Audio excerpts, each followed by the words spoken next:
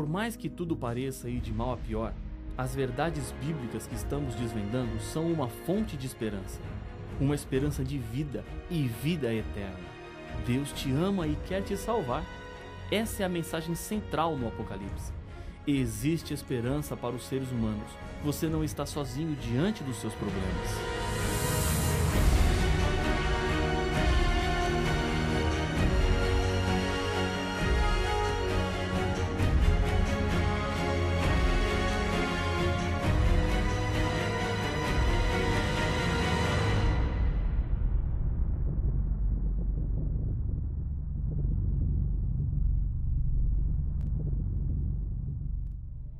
Deus quer, mais do que qualquer ser humano, colocar um fim em todo o mal e sofrimento. Existe esperança para os seres humanos. Você não está sozinho diante dos seus problemas. Esse dia está chegando. Sinta-se feliz por estar estudando a Bíblia. Deus queria lhe mostrar todas as verdades que estão sendo reveladas. Ele não quer perder você. Diante de meia garrafa de qualquer bebida, pode-se fazer um teste para saber se uma pessoa é pessimista ou otimista. O pessimista dirá: que desgraça, está acabando. Já o otimista dirá: que bom que ainda tem meia garrafa, vou aproveitá-la. Algo semelhante ocorre quando estudamos esses temas do Apocalipse. Alguns lamentam ao compreender que foram enganados durante toda a vida. Outros dão graças a Deus por terem descoberto a verdade e agora poderem decidir ficar do lado dela. No livro do Apocalipse, encontramos o último chamado de Deus para os moradores da terra através da mensagem de 3 anjos que cruzam o meio do céu. As armas do diabo são apresentadas em todo o livro. Nenhuma mensagem tem tanta importância como o Apocalipse para os nossos dias. A sua mensagem é tão crucial que Deus pronunciou uma terrível sentença sobre todo aquele que tentar alterar as suas verdades. Uma das grandes revelações que Deus faz no Apocalipse é a respeito do que ele chama de o mistério de Babilônia, a grande meretriz, e como o conteúdo dessa mensagem pode afetar a nossa salvação.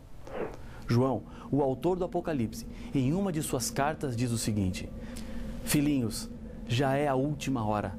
E como ouvistes que vem o anticristo, também agora muitos anticristos têm surgido, pelo que conhecemos que é a última hora. 1 João capítulo 2, verso 18. O texto não fala de apenas um anticristo, mas de muitos. Anticristo é aquele que se coloca contra Cristo. O diabo é o inimigo de Cristo e ele tem muitas formas de apresentar-se, usando diferentes instrumentos e disfarces. Por isso, muitos anticristos lutam contra Cristo. Existem 2 maneiras de colocar-se contra, dentro desse contexto do grande conflito entre Deus e o diabo. A primeira é atacando e perseguindo. A segunda não envolve violência, mas é possível destruir Jesus, projetando uma imagem falsa dele, assumindo seu lugar, fazendo-se passar-se por ele. Com isso, o diabo tem também a sua igreja, um falso movimento religioso, onde ele colocou-se no lugar de Jesus para levar mais pessoas à perdição. É doloroso descobrir que, pensando que estávamos servindo inocentemente a Deus, estávamos, na verdade, servindo ao inimigo de Deus. As características da igreja verdadeira, conforme Apocalipse capítulo 14, verso 12, são: primeira, guardar os 10 mandamentos de Deus. Segunda, ter a fé em Jesus. Na proclamação do segundo anjo, que voa pelo meio do céu, Deus faz uma advertência para as pessoas que estão nas falsas igrejas. Caiu, caiu, a grande Babilônia que tem dado a beber a todas as nações do vinho da fúria de sua prostituição. Apocalipse 14, verso 8.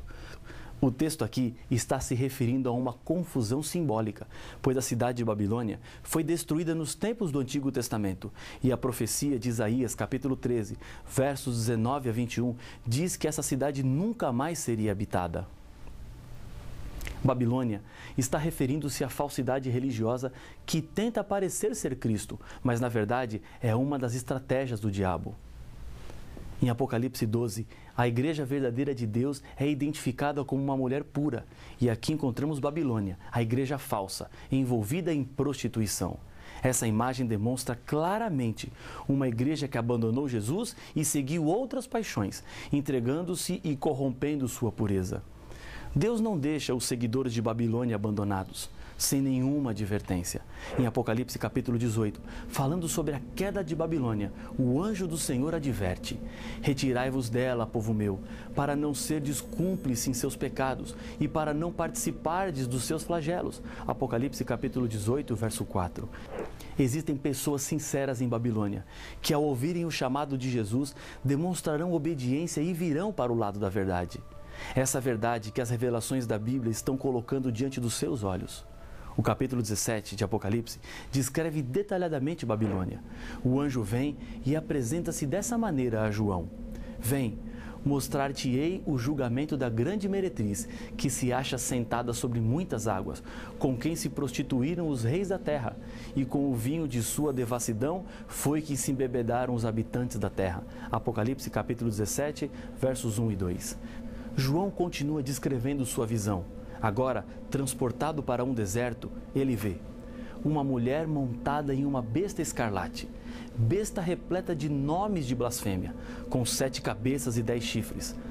Achava-se a mulher vestida de púrpura e de escarlata, adornada de ouro, de pedras preciosas e de pérolas, tendo na mão um cálice de ouro transbordante de abominações e com as imundícias de sua prostituição. Na sua fronte achava-se escrito um nome, um mistério: Babilônia, a grande mãe das meretrizes e das abominações da terra. Apocalipse capítulo 17, versos 3 a 5. O nome dessa igreja falsa é Babilônia. E para saber onde está Babilônia hoje, precisamos entender quem era a Babilônia de antigamente. 3 características marcaram a história dessa cidade.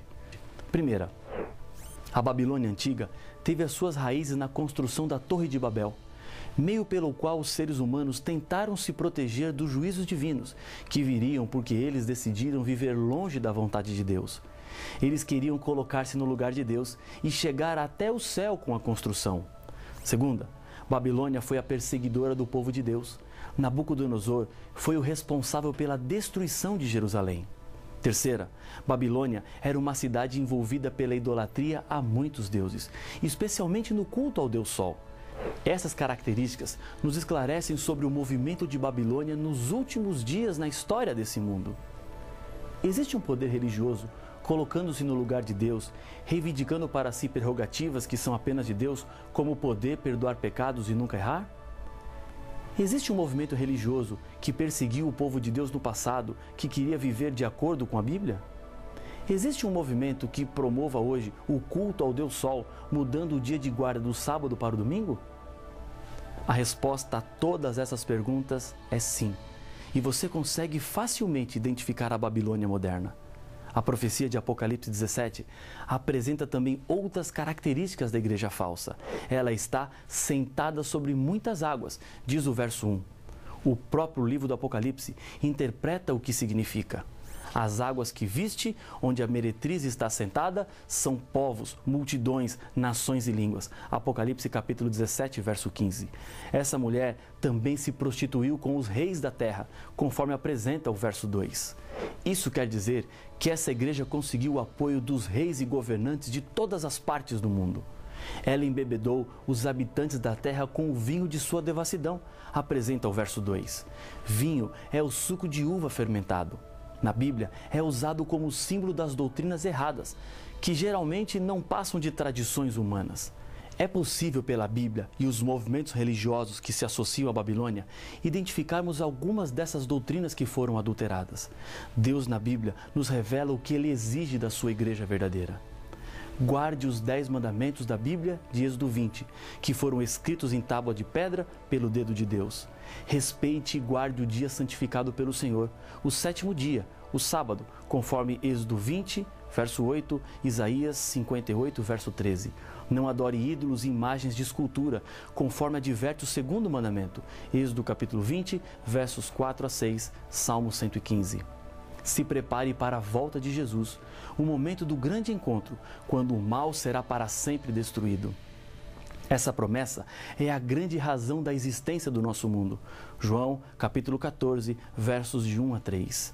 Ensine que os mortos estão na sepultura e aguardam a ressurreição, que acontecerá apenas quando Jesus voltar.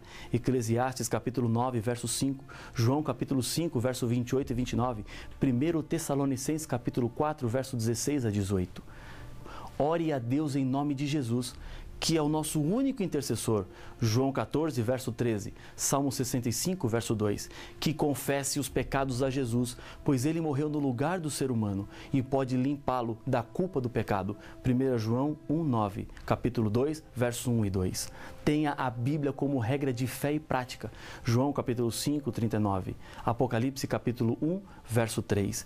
Cuide do corpo, não usando alimentos considerados por Deus como imundos, deixando de lado o uso de bebidas alcoólicas, fumo e drogas. 1 Coríntios capítulo 3, verso 16 e 17 e Levítico 11. Deus espera que o homem adore apenas ao Criador, pois somente Ele é digno de adoração. Apocalipse capítulo 14, verso 7, Êxodo 20, verso 3. Tenha como mediador apenas Jesus Cristo. 1 Timóteo capítulo 2, verso 5.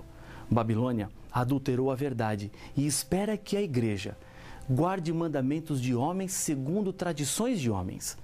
O segundo mandamento foi tirado e o 10º dividido em 2. Respeite o domingo sem base bíblica, que na lei dos homens tornou-se o 3º. Adorem, rezem e venerem ídolos e imagens de gesso e madeira. Colocou-se assim intercessores entre os seres humanos e Deus, que nada fizeram pela nossa salvação, assim como Jesus fez, porque ele enfrentou a morte de cruz. Não acreditem e nem se preparem para a volta de Jesus. Assim, continuem vivendo do modo que estão vivendo, como se nada diferente fosse acontecer. A ideia de céu, inferno, purgatório, ou seja, que existe vida logo após a morte. Que as pessoas orem a homens, a santos e acendam velas para quem já morreu. Que confesse os pecados a homens e deles busquem o perdão. Que coloque a tradição acima da Bíblia, dando a um ser humano a autoridade de mudar ou dizer o que é certo ou errado. Coma de tudo e beba de tudo.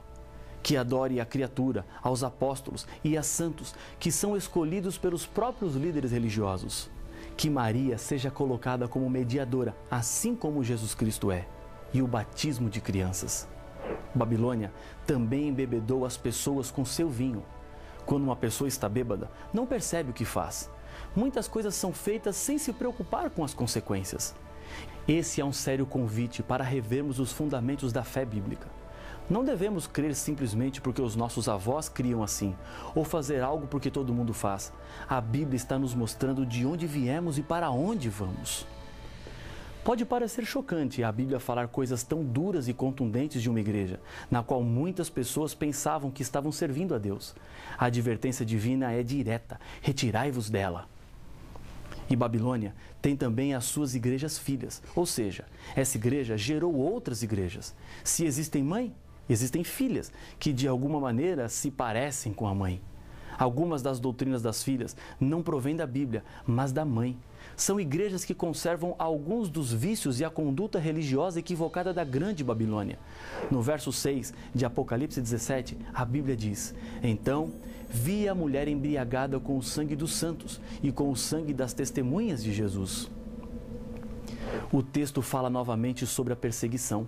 Babilônia, em um momento da história, foi intolerante com os cristãos fiéis, pelo único motivo de que eles não aceitavam seguir as tradições religiosas e preferiram obedecer à palavra de Deus. Ao mesmo tempo, existem pessoas sinceras e inocentes que ainda não perceberam a verdade descrita pela profecia e continuam em Babilônia. Essas pessoas precisam sair de lá para que não se percam. Estou lhe apresentando tudo isso porque existem verdades que você precisava saber. A história do planeta já está chegando ao fim. Não há mais tempo para dúvidas. A voz de Deus está sendo ouvida claramente. A Bíblia está à disposição de todos que querem, para não serem levados pela opinião dos homens. O Apocalipse é direto e identifica a igreja que pretende ser de Deus e não é. Quando Jesus esteve aqui, deixou uma descrição sobre a sua volta. Nem todo o que me diz, Senhor, Senhor, entrará no reino dos céus, mas aquele que faz a vontade de meu Pai que estás nos céus. Muitos naquele dia hão de dizer-me, Senhor, Senhor, porventura não temos nós profetizado em Teu nome? E em Teu nome não expelimos demônios? E em Teu nome não fizemos muitos milagres? Então lhes direi explicitamente, nunca vos conheci, apartai-vos de mim, os que praticais a iniquidade. Mateus capítulo 7, versos 21 a 23. A salvação está estendida para aqueles que fazem a vontade de Deus. É possível praticar iniquidade achando que está servindo a Deus. Em um julgamento, para ser justo, os culpados devem ser condenados. O juízo divino é justo e isso significa que haverá condenação. E Deus não quer que você seja condenado, mas sim, Deus espera que você seja salvo. Pedro encontrou-se certa vez com um grupo de pessoas que descobriram que estavam equivocadas quanto à sua religiosidade. Diz a Bíblia: ouvindo eles estas coisas, compungiu-se-lhes o coração e perguntaram a Pedro e aos demais apóstolos: que faremos, irmãos? Respondeu-lhes Pedro: arrependei-vos e cada um de vós seja batizado em nome de Jesus Cristo, para a remissão dos vossos pecados, e recebereis o dom do Espírito Santo. Atos capítulo 2, verso 37 e 38. O batismo representa o começo de uma nova vida em um novo caminho. É abandonar o passado e viver a verdadeira fé bíblica. Esse é o chamado de Deus para a sua vida. Siga a Bíblia e você estará num caminho seguro que te levará para a salvação. Não tenha receio de fazer o que é certo. Não se preocupe com aquilo que os outros vão achar. Essa decisão só você pode tomar e ela fará toda a diferença na sua vida. Amigo, amiga, agora é o momento. Hoje, Deus te espera para marcar a sua decisão, a sua entrega. Eu quero lhe convidar, mais uma vez, feche os seus olhos e vamos falar com Deus. Senhor, uma decisão está sendo tomada agora. Este teu filho, esta tua filha que ora comigo, aceitou Jesus Cristo como seu Salvador e decidiu viver de acordo com a tua palavra. Abençoa com teu Espírito esta decisão, em nome de Jesus. Amém.